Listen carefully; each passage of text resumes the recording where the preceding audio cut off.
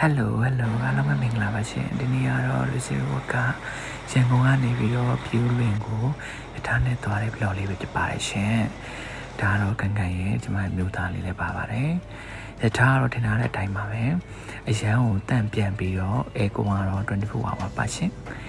ဒါကတော့ရထားရဲ့ feeling လေးကိုချိန်တဲ့အတွက်လူစီဝကကျော်ရထားနဲ့သွားတာပေါ့ရထားနဲ့သွားရတယ်အဲ့ဒီလေးကင်းတယ်ဘေးလေးကင်းတယ်အကုန်လုံးကင်းရှင်းကွင်းကဲဟိုကျွန်တော်ရထားပေါ်ရောက်တာနဲ့ကျွန်တော်တို့နံပါတ်1ကတော့ကျွန်တော်စားတာပါပဲโอเคစားတယ်ကဲထပ်စားပါတယ်ကဲဒါကတော့သူက private ဖြစ်တဲ့အတွက်ကြောင့်သူကကျွန်တော်ဒီရထားမှာဒီရောင်းတဲ့ဟာပဲလူစီတော့ကျွန်တော်စားလို့ရပါဘောเนาะဒီပြင်ပဈေးတွေတွေ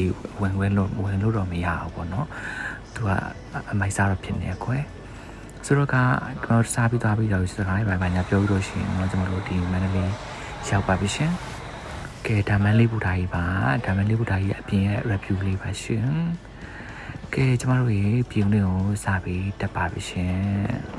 โอเคဒါတော့view လေးရဲ့ကန်တော်လေးပါ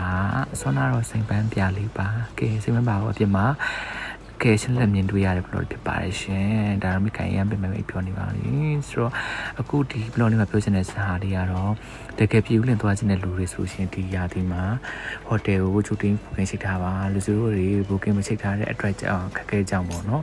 ပြည်သူလေးပဲတဲလိုက်ရပါတယ်ရှင်ကဲ line မှာအရင်နဲ့မကြည့်တဲ့ဟိုတယ်လည်းတလုံးမှမရပါဘူးရှင်ကျွန်တော်တို့ကတောက်ကြနေဆိုတော့စနေနေ့တွေခံသွားတော့အဲ့မှာကလေးကြီးကြောင်းပွေရနေဆိုတော့ဟိုတယ်ကတော့အထီမီခွေရောဖြစ်သွားပါတယ်ကွယ်အခုဒါလက်ရှိတန်းလူစုရဲ့ဖြစ်လို့ထဲလိုက်တဲ့ဟိုတယ်လေးပါပဲမစိုးပါဘူးအပေါ်အောက်ပါပါတယ်အောက်မှာတော့မိခိုင်ပေါ့နော်အပေါ်မှာတော့ကျမတို့ရဲ့လင်မြန်းနေရတဲ့နေရာလေးပါโอเคမနေ့ပြန်အတွက်လူစုတွေလည်းရမ်းကြမှာဆိုတော့အားမွေးလိုက်ပါဦးရှင်